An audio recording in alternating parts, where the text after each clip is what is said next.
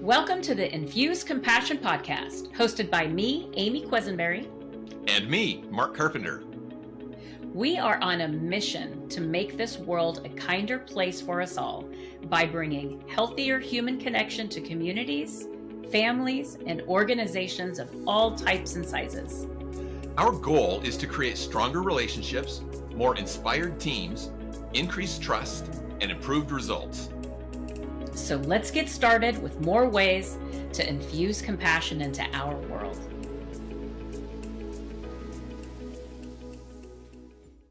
Welcome back, Compassionators, to the Infuse Compassion podcast.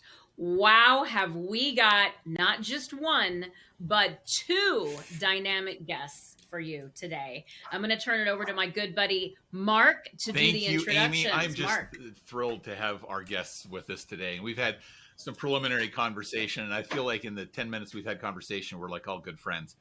And so let me introduce our new friends to everybody else here, our listeners, our Compassionators. We have the co-authors of the book, Conversations Worth Having.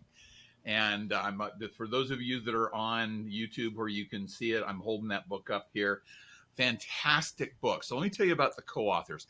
Jackie Stavros is a professor at Lawrence Technical University College of Business and IT in Michigan.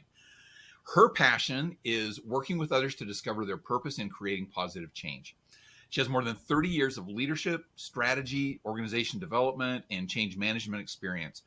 Prior to joining LTU as a professor, Jackie's industry work included manufacturing, automotive, banking, technology, government, and professional services. So a very wide range. In addition to co-authoring Conversations Worth Having, she's the author of numerous articles and books, too many to mention here. So joining us from Brighton, Michigan, Jackie Stavros. Jackie, would you say hi to everybody? Okay. Hi, everybody. Thanks, Mark and Amy. There we go. I was a little worried we lost your sound. We had some technical problems at the beginning. So now let me introduce you to Jackie's co-author, Cheri Torres. She is the lead catalyst at Collaborative by Design, where she partners with people to catalyze positive change in workplaces and communities. She's worked with thousands of leaders and teams across the world to support high performance, engagement, culture transformation, and organization success. A lifelong learner, Cheri has a PhD in educational psychology with a specialization in collaborative learning, an MBA, a master's in transpersonal psychology, and numerous certifications that I didn't want to have to take the time to list all of them. So join us in welcoming Cheri, who has come to us from Asheville, North Carolina. So welcome. Hi, everybody. So glad that you're here with us. And I want to jump in with this question. As I was reading Conversations Worth Having, you refer to AI a lot, but it is not the AI that most people are thinking of. AI, in the context of Conversations Worth Having, is appreciative inquiry. And so I would love you by sharing with us a simple definition. What is appreciative inquiry? Why is it so important?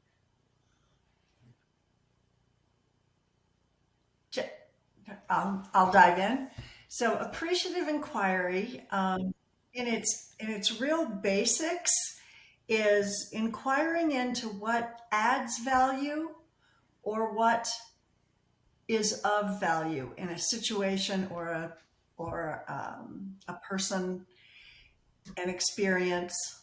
An appreciative inquiry emerged in the organizational development area as an action research model to drive attention to what's working when we're at our best, inquiring into strengths, best practices, and then imagining where do we want to go and let's design how to get there. So it accelerates learning and accelerates organizational change and planning.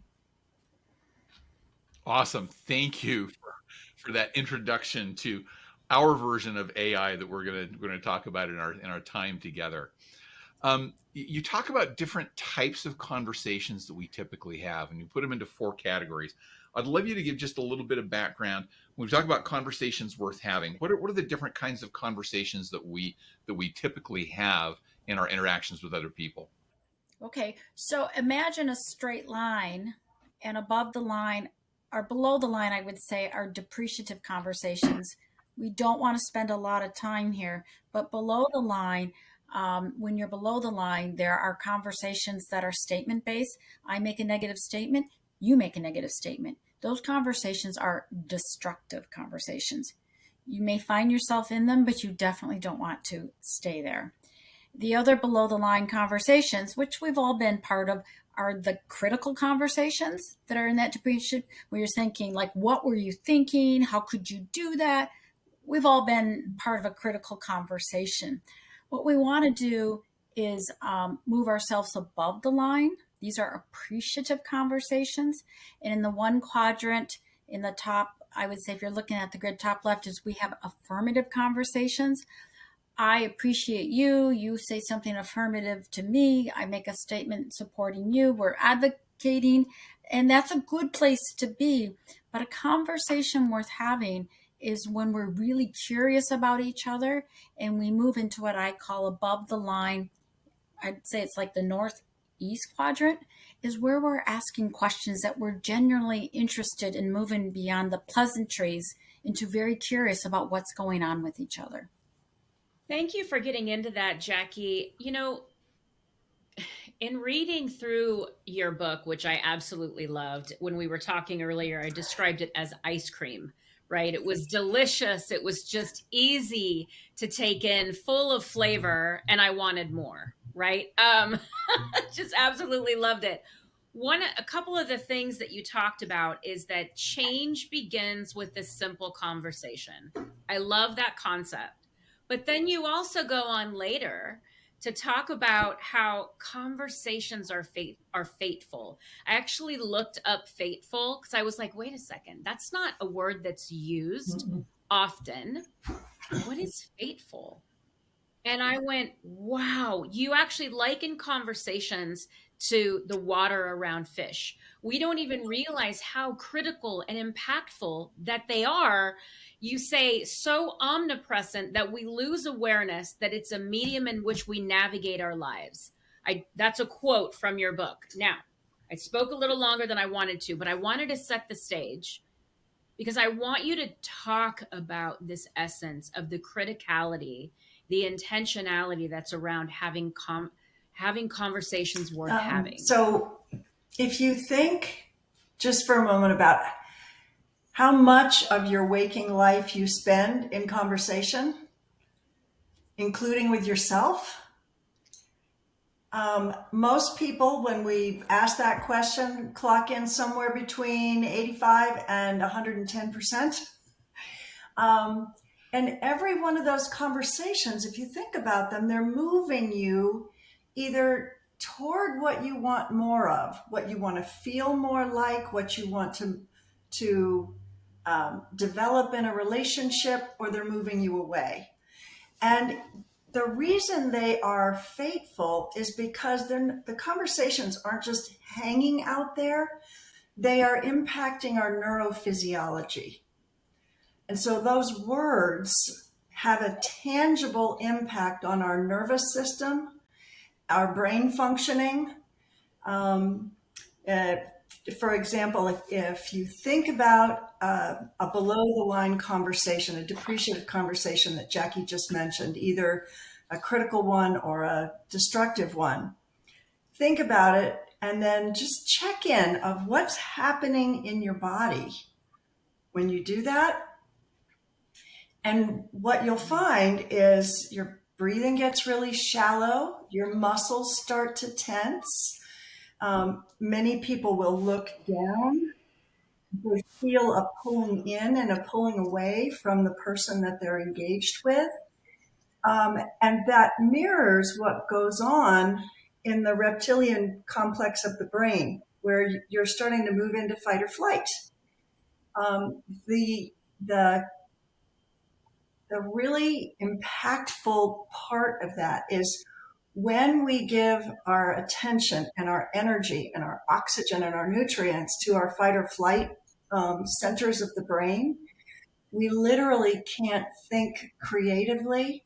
We don't have access to emotional intelligence. We can't think critically. All of that goes away. And if we get too panicked, We can't hear, we can't see. And so even messages coming to us are somewhat scrambled.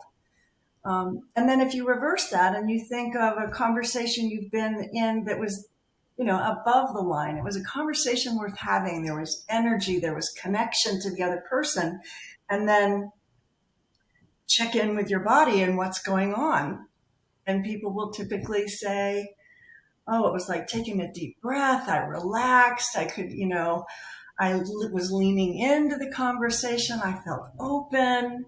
And that's what's going on in your brain as well. Now you have full access to empathy, compassion, critical thinking, creativity. And people, when they're in that place, think more in terms of we instead of protecting me. And so that's why a simple conversation, a simple throwaway comment can literally make or break a person's day, because you never know where it's going to hit that person's, or your own, if you're talking to yourself, your nervous system. What are you walking in with? Where does it hit you? And the ripple effects then ripple out for that person going forward. And I would add that a conversation worth having is truly genuine, infused. It's infused with compassion because you're listening, you're tuning in. It's really infused with the work that both of you do. Wow, that is so powerful. I actually pictured this person when you say these throwaway comments. There's oftentimes such innocence with it of, well, I was just trying to be funny. Somebody making comment, I was just trying to be funny, but that's not how the person received it, right? I'm just curious, what do you recommend for the recipient of a throwaway comment to not, like, how can somebody that's the recipient of that throwaway comment turn it into a conversation? So if you threw the negative thing at me, or if you threw something at me, right, Amy, is that what you're asking? I think, as Cheri mentioned, when you go into that protect mode, I think as the recipient, and one thing we add before you step into the 2 practices of conversations worth having is you have to tune in. And tuning in means when you're feeling triggered, you pause, breathe, and that's resetting your parasympathetic nerve. You pause, breathe, and you get curious, and you ask them, tell me more why you said that. Because you are curious why they said something that maybe pushed you below the line. And they may go back and say, I didn't. Sometimes people don't realize what they said to you, or they didn't mean to trigger you, or maybe they did, but you're curious and you're going to ask a question that brings you to a space above the line and having a conversation with that person. Yeah, you anticipated the question I was going to ask, which is, how do we stay above the line? And you just talked about that. And so I want to ask the other side of that question. If I am trying to engage in a conversation worth having, if I'm trying to exercise appreciative inquiry and I ask some questions like that and it triggers the other person, how do I help them kind of come back up above the line? I would first start by saying, if you're trying, I would check in first, kind of pause, breathe, and get curious about am I sending mixed messages? Is there something, am I trying to be positive, but I'm actually feeling a little judgmental about the person? So I would first check in to see whether or not you're sending, you're trying to send an above the line conversation or comment to someone or question, but your body language is expressing something different. And the research shows that people will trust about 7% of what you say and 93% of what your body and your tone say. So that would be the first thing I would ask. And then the second thing that I would say is to say, well, wait a minute. I did not intend that. Kind of own whatever it was. And then just ask, how did you hear what I said? Seek to understand, the Stephen Covey's seek first to understand, and get curious. But I'd check in with yourself first and and see whether or not you're in complete coherence across body, tone, thoughts, feelings. Jackie, what would you add? That's a great question. No, I just add to that because again we write about this in the book, but we ask people ask for a do-over conversation. So it's not about was it your fault or my fault. What you want to do is to say I'd like to have a do-over conversation, and I apologize. As Cheri said, I apologize for my part. This was my intention, and then you do over the conversation about the way of what you wanted to have, so that you're not making the other person feel triggered or defended. You ask, let's do this over again. Love that. That is brilliant. You know, there's you're bringing in so much of the philosophy and the terminology that I've heard used throughout the years. Here's what I'm loving about this is the practicality, because a lot of times we talk seek first to understand, right? It sounds easy, but sometimes it isn't so easy to do that, right? Because we're really in this place of me. Earlier you talked about the me, get out, go to the we and get out of the me. What are some of the barriers that people have in really showing up in this AI place? Can we talk about that and how they can move? I know you've talked about it some, but explore this a little bit more, please. You want to go first? I think, I think the biggest barrier is yourself. We just worked on a quick start guide called Conversations with Having with Yourself. How do you build resilience? And we worked with 3 other colleagues around the world, and we really began to look inward. It's looking in at yourself. Again, it's getting back to the tuning in, and there's lots of really wonderful research on this as well, is looking at where am I in this conversation. And we make up a lot of stuff. We call it MSU. We make up a lot of stuff. And so getting to your question is, what am I making up? What am I not hearing? Goes back to tuning in to that other person and really being at a place of listening and not multitasking. And if you work in a virtual environment, people are very guilty of that. All of us have done that too, where we're multitasking when we should be listening to somebody. And being in a place when you're in meetings and asking people to put their phones away. Hey, we're only going to be, instead of a 2-hour meeting, here's why we're going to have a 45-minute meeting, because we all need to be tuned in. And having those types of meetings where people are fully intentional with each other. And it's interesting, even the way you said that, Jackie. Hey, we're only going to be in here for 45 minutes, right? It didn't have a lecture tone. You didn't go below the line.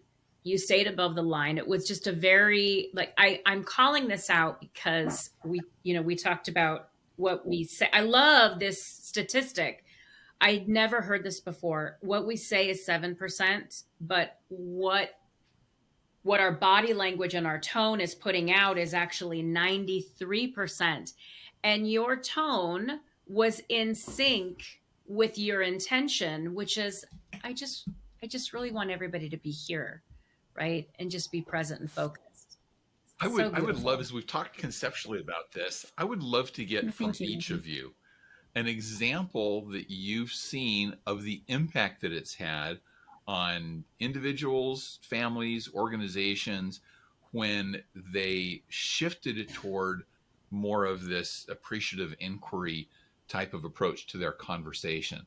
And so maybe Cheri, I'll start with you. If you'd share an example, and then Jackie, if you can come up with have an example too. Sure. I would love to start with a personal family story that we heard back from someone.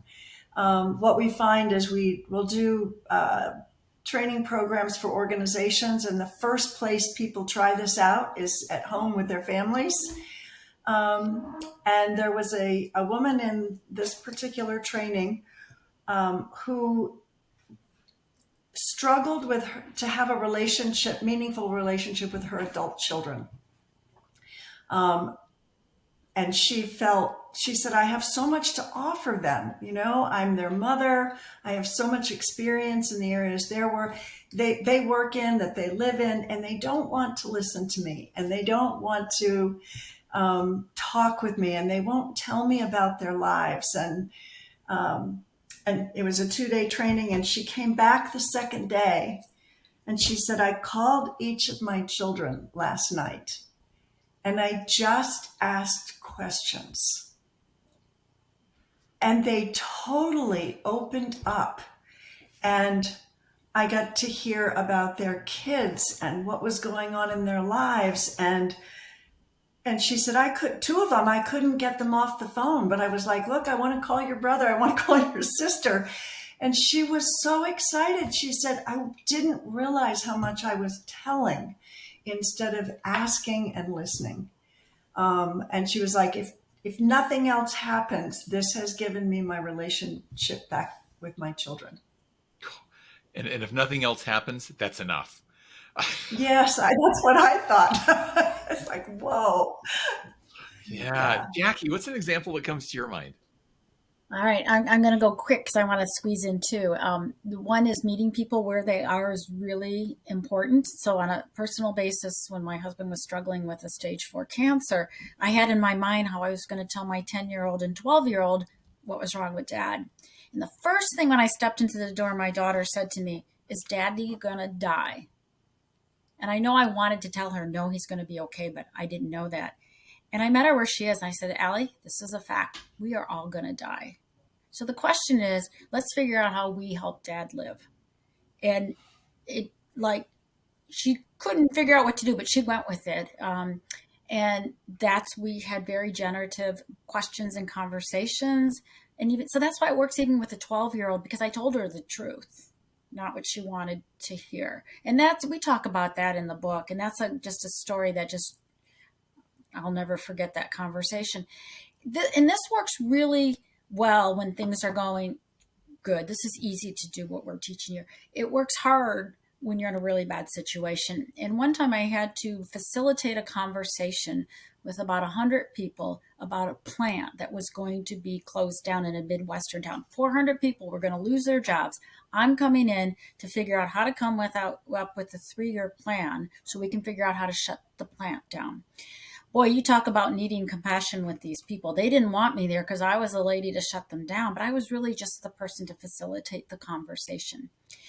And what I realized after about the first couple hours in the conversation with this group of people, I said, look, the senior leaders are letting us figure out what to do here. And they said, look, manufacturing plants stay open, they are shut down.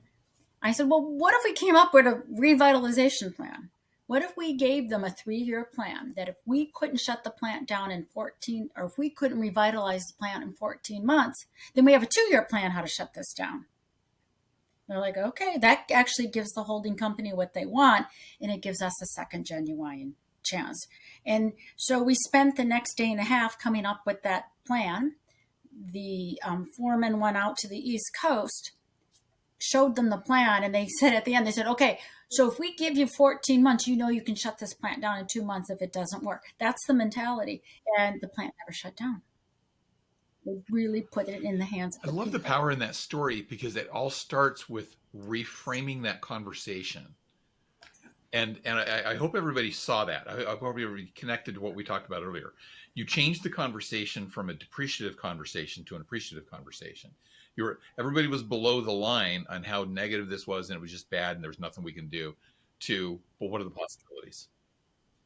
And that's where the power comes in those conversations and reframing that. I'll also say, just for our listeners, get the book and read the book, because you need to read the story that Jackie told about her daughter from her daughter's perspective, which is how it's written in the book. And it's a wonderful perspective that's there in the book. Amy, what other questions do you want to ask? I'm actually just sitting here in that first of all, But all three of your stories were so incredibly powerful. There's this, the word that's coming up in my mind is we don't need to be at the mercy of the situation that's in front of us. We can use these conversations to empower us and change our situation, our life, and I mean, all three of these put that so beautifully, is just really calling, you don't need to be at the mercy of the circumstance. That's the word I couldn't find. You don't need to be at the mercy of the circumstance. I my question is for both of you about, what does it feel like to do this work? Like, because this It's is fun. powerful. I mean, this is, you're like angels walking along the planet, So what does it feel like to do this work?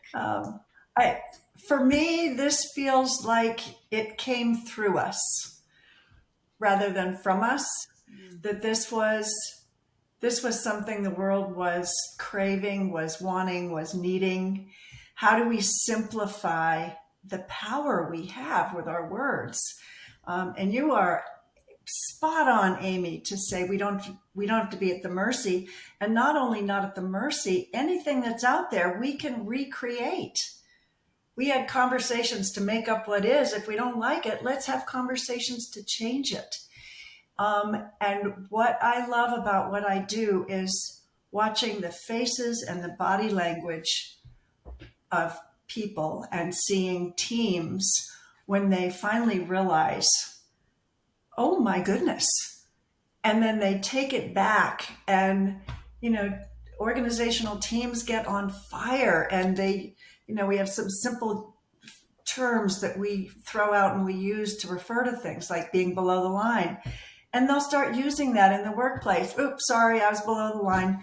And it just like cleans the slate. And so it really shifts what's possible for people. And that brings me so much joy.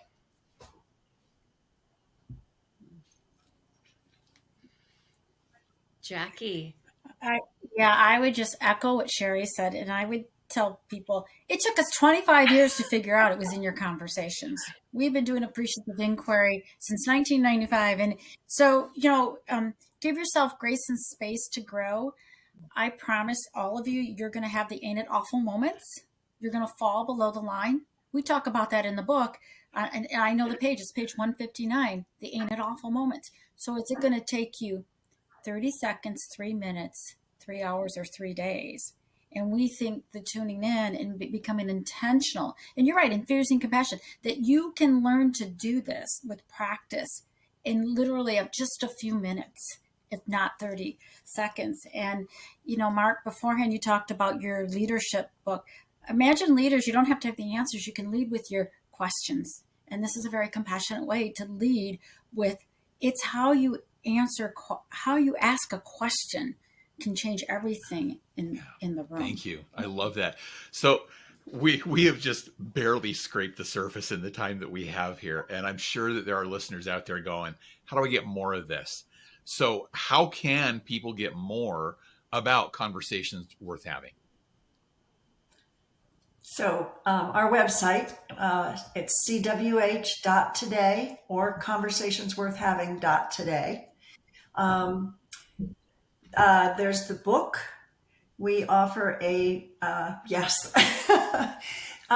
we offer a 30-minute conversational CWH Foundations course, which is really the basics. If somebody goes, I want to get this really fast so I can start, that Foundations course is a great way to get started. And we will be giving you a coupon for 20% off that you can share with your listeners, which they can use on our website. And then we also offer intensive boot camps so that once you go through the basic foundation course, you can take a deep dive into applying these in your life. It's a 5.5 hour, really intensive practical application boot camp. And we have what we call quick start guides. Jackie, I think, mentioned one earlier, the quick start guide for conversations worth having with yourself to build resilience. We also have one on using conversations worth having to do evaluations and performance reviews. And that one has templates in it and forms people can just photocopy and use to shift those conversations to make them enjoyable and conversations worth having. And we have blogs and what else, Jackie? I think we've got the blogs, and I don't know if Cheri mentioned the foundation course is only 30 minutes. It's self-directed, and there was just a demand, how can I learn this quickly?